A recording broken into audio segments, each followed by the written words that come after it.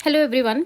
देखो रिसेंटली जो है वो सुप्रीम कोर्ट ने जो है एक रूलिंग दी है जिसमें उसने अपहेल्ड किया है जो डोमेस्टिक वर्क है which is performed by the home makers it also has an independent economic value. अब ऐसा क्यों हुआ, इसकी स्टोरी जो है, इसका बैकग्राउंड डिस्कस करते हैं। देखो हुआ क्या था कि एक एक्सीडेंट हुआ था जिसमें जो है एक होम मेकर रेशमा जो है उसकी डेथ हो गई थी।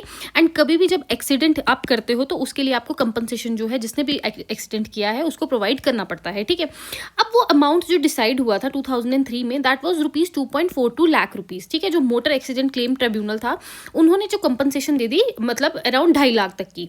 फिर उसके बाद ये कोर्ट जो है ये मसला जो है ये आगे कोर्ट में लिया गया, जैसे पंजाब और हरियाणा हाई कोर्ट में। तो उन्होंने इस कंपनसेशन को थोड़ा सा बढ़ाया और जो है इसको 8.5 लाख के अराउंड जो है वो विद इंटरेस्ट जो है कंपनसेशन ग्रांट की, ठीक है। लेकिन फिर भी जो फैमिली थी डिससेटिस्फाइड थी और जो डिसीज के जो फैमिली मेम्बर्स थे उन्होंने अप्रोच किया सुप्रीम कोर्ट को, और जिन्होंने सुप्रीम कोर्ट ने यहाँ पे क्या किया है कि जो कंपनसेशन बढ़ा के कितनी कर दी है 62.78 लाख रुपीज, ठीक है। और यहाँ पे बोला गया है कि it recognized not only the deceased household contribution but also the loss of maternal care, spouse companionship and assistance and support to the dependent family members। देखो अगर हम फीमेल्स की बात करें ना तो फीमेल्स का काम सिर्फ घर पे काम करना नहीं होता, कंपेनियन भी, वो अपने हस्बैंड की एक कंपेनियन है। Along with that elderly parents उस पर डिपेंड है, उसके बाद बच्चों को वही संभालती है। तो इसीलिए जो है ये कंपनसेशन इतनी ज़्यादा सुप्रीम कोर्ट ने इस केस में अनाउंस कर दी है, ठीक है। तो यहाँ पे यही ऑर्डर किया है कि जो अनपेड डोमेस्टिक वर्क है which is perform by the home makers it has an independent economic value. तो यहाँ पे जो है कोर्ट ने एक minimum notional income means imputed income जो डिसाइड की है that is ₹30,000 per month. For example अगर आपकी एक मदर एक हाउस वाइफ है और अगर वो घर पे काम कर रही है तो उसको ₹30,000 पर मंथ जो है वो उसकी सैलरी बनती है। और जो ये मोटर व्हीकल के जो एक्सीडेंट्स होते हैं वहाँ पे एक सेपरेट हेड इसको बनाया गया है लॉस ऑफ डोमेस्टिक केयर में, वहाँ पे यू हैव टू पे दिस 30,000 पर मंथ कंपनसेशन जो है अगर किसी की डेथ हो जाती है तो उसको पे करनी पड़ेगी। और सुप्रीम कोर्ट ने ये भी बोला है कि हर 3 साल में जो है ये अमाउंट 10% जो है वो बढ़ाया जाएगा। So this was the ruling. अब हमने देखना है कि यूपीएससी जीएस एग्जाम के लिए ये कैसे इंपॉर्टेंट है। देखो सबसे पहले यहाँ पे की डायरेक्शंस क्या क्या दी गई हैं यहाँ पे which you have to understand and prepare for your exam. सबसे पहले यहाँ पे बोला है कि जो न्यू कंपनसेशन हेड लाया गया, ठीक है, which is the loss of domestic care. Then उसके बाद अभी हमने डिस्कस किया कि 30,000 पर मंथ जो है हाउस मेकर्स के लिए डिसाइड किया है। अलॉन्ग विद दैट 10% ये इंक्रीज करेगा आफ्टर एवरी जो है 3 ईयर्स, ठीक है।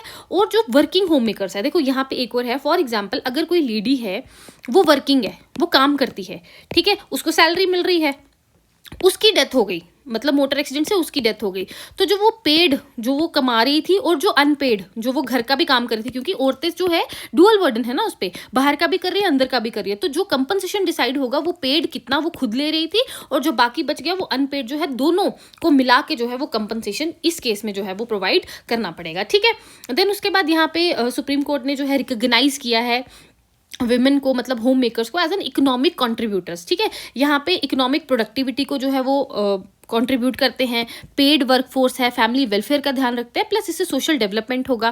फिर उसके बाद अनपेड डोमेस्टिक वर्क क्या क्या है कि कुकिंग, क्लीनिंग, बच्चों का ध्यान रखना, elderly care, house hold management. तो यहाँ पे सुप्रीम कोर्ट ने जो है विमेन को जो है मतलब जो होम मेकर्स हैं उनको एज एन इकोनॉमिक कॉन्ट्रीब्यूटर्स की बात की गई है। देखो यहाँ पे ना सिर्फ विमेन नहीं है, LGBT कम्युनिटी है, अगर उनमें भी कोई होम मेकर है, मतलब यहाँ पे एक वर्ड न्यूट्रल वर्ड यूज किया है विच इज होम मेकर, जिसमें मेन भी हो सकता है, क्या पता किसी घर में जो है वो आदमी जो है होम मेकर हो। तो there are so many instances, तो दैट्स वाई यहाँ पे विमेन की जगह पे है जो वर्ड जो है वो होम मेकर यूज किया है। फिर उसके बाद जो है यहाँ पे सुप्रीम कोर्ट ने जो है मोटर एक्सीडेंट कंपनसेशन केसेस में भी जो है स्पीड अप करने की बात की गई है कि देखो जो ये मोटर एक्सीडेंट ट्रिब्यूनल है ना, यहाँ पे 6-6 साल तक केसेस पेंडिंग रहते हैं और हाई कोर्ट में जो है 8-8 साल तक, मतलब आज एक्सीडेंट हुआ है 8 साल तक कोई कंपनसेशन नहीं मिली। तो सुप्रीम कोर्ट ने कहा है कि यहाँ पे जो ये कोर्ट्स हैं इनको इन कंपनसेशन केसेस में जल्दी से जल्दी फैसला सुनाना चाहिए। प्लस अगर उसकी अपील हाई कोर्ट में की गई है तो जो हाई कोर्ट है उसको भी जो है इसको प्रेफरेंस पे मतलब प्रायोरिटी देनी है, और हाई कोर्ट में जो है वो 4 साल से ज़्यादा ये केस कंपनसेशन वाला केस जो है वो पेंडिंग नहीं रहना चाहिए। प्लस जो एडजर्नमेंट है, फॉर एग्जांपल अगर कोई केस की सुनवाई नहीं हो रही है, कंपनसेशन वाला अगर कोई केस है, तो वो उसके लिए एक जेन्युइन वैलिड रीजन होना चाहिए। फिर उसके बाद चीफ जस्टिस को बोला गया है कि प्रायोरिटाइज करो, जो पुराने केसेस हैं उनको भी जल्दी जल्दी बैकलॉग खत्म करो। और हाईकोर्ट को ऑर्डर दिया गया है कि to assess the need for additional benches, कि क्या हमें इसके लिए एडिशनल बेंचेस चाहिए अगर कहीं पे बेंच नहीं है। So these are the Supreme Court की डायरेक्शंस, ठीक है, which you have to remember for your exam. Now अब इससे जो है किस तरीके से हमारी सोसाइटी पे इम्पैक्ट पड़ेगा। तो इंडिया के लिए क्या क्या सिग्निफिकेंस है इसको देखेंगे। सबसे पहले हमने ये डिसाइड कर लिया कि 30,000 पर मंथ। फिर फॉर्मल इंस्टीट्यूशनलाइजेशन, मतलब फॉर्मली अब लिख के दे दिया है कि फॉर्मल इंस्टीट्यूशनलाइजेशन है of compensation for unpaid domestic labour. It moves beyond symbolic recognition to measurable economic valuation, plus it aligns with the global debates on incorporating the unpaid care work into the economic wellbeing beyond the GDP. फिर advances the gender justice और recognize किया है care economy को।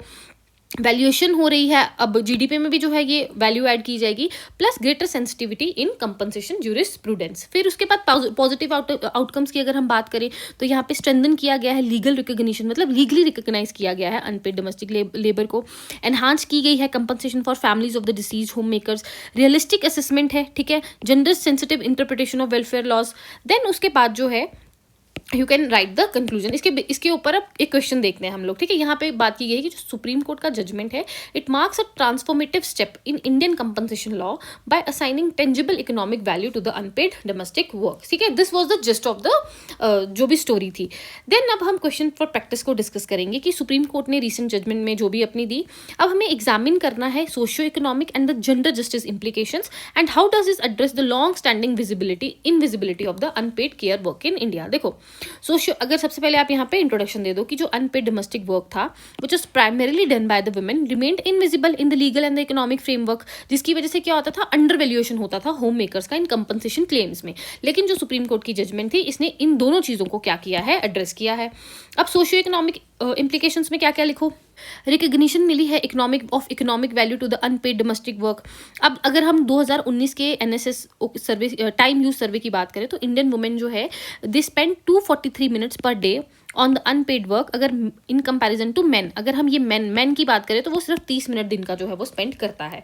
फिर उसके बाद fair compensation मिलेगा families को। अब ये जीडीपी में कॉन्ट्रीब्यूशन लाएगा ना, क्योंकि इस रूलिंग से क्या होगा कि जो डिमांड थी satellite accounting of the care work in India की इकोनॉमिक प्लानिंग में, ये उस पर भी फोकस करेगा। फिर विमेन को एम्पावर करेगा, फाइनेंशियल इंक्लूजन होगा। So these are the points which you can mention in the socio economic implications. फिर जेंडर जस्टिस इम्प्लीकेशंस क्या है कि पेट्रार्कियल एजम्पशंस, जो पेट्रार्की है कि विमेन को पैसा नहीं मिलेगा काम करने का, तो उसको चैलेंज किया है। विमेन की इकोनॉमिक इंडिपेंडेंस को रिड्यूस किया है। फिर एक्सपोज की है कि स्ट्रक्चर इनइक्वालिटी तो है ही है। फिर केयर वर्क को रिकग्निशन मिली है और ये किसके साथ अलाइन करता है, with the ILO convention of 189 जो डोमेस्टिक वर्कर्स के रिलेटेड थी, ठीक है। फिर कोर्ट ने एक्नॉलेज किया है साइकोलॉजिकल और इमोशनल लेबर को भी। फिर अब इसने कैसे एड्रेस किया है इनविजिबिलिटी को, कि एक डिस्टिंक्ट लीगल एड बना दी, ठीक है। उसके बाद जो है एक टेंजिबल नंबर प्रोवाइड कर दिया अनपेड वर्क को। Then it shifts the social narrative of the people, और मेंटेनेंस लॉ पे भी जो है इस पे असर आएगा। एंड जुडिशियल क्रिएटिविटी की नोशनल इनकम जो है इसको भी एज अ टूल माना जाएगा for the women unpaid work. फिर लिमिटेशंस की अगर हम बात करें कि ये सिर्फ अभी एप्लीकेबल कहाँ पे किया गया है, मोटर एक्सीडेंट क्लेम्स में, डाइवोर्स या लेबर या अदर प्रॉपर्टी लॉज में इसकी बात नहीं की गई है। अब जो ये नोशनल इनकम है अभी भी कहते हैं कि ये थोड़ी अंडर वैल्यूड है। फिर उसके बाद रूरल और जो पोअर है होम मेकर्स हैं, क्या पता वो एक्सक्लूडेड रहे, ठीक है ना। देखो कभी कभी क्या होता है, एक्सीडेंट होता है ना, तो लोग ना सेटलमेंट कर लेते हैं विदाउट लॉन्चिंग एन FIR। अगर FIR लॉन्च होगी फिर उसके बाद क्या होता है, पूरे केस में डिस्कस किया जाता है और उसके बाद जो है मेडिकल ओपिनियन आता है। देन उसके बाद कंपनसेशन जो है वो डिसाइड होता है कि कितना फैमिली को जो है वो मतलब प्रोवाइड करना है, ठीक है। कभी कभी क्या होता है, पुलिस तक बात पहुंचती नहीं है, ये FIR लॉन्च होती नहीं है, ये आपस में ही कंपनसेट कर देते हैं जो गरीब लोग होते हैं या जो पिछड़े लोग होते हैं, तो वो भी एक प्रॉब्लम है यहाँ पे। फिर उसके बाद आप कंक्लूजन दे दो कि जो जजमेंट है it's a landmark step from invisibility to visibility and from charity to economic right, ठीक है। So this you can mention in your answer. Regarding that if you have any doubt you can mention that in the comment section. Thank you.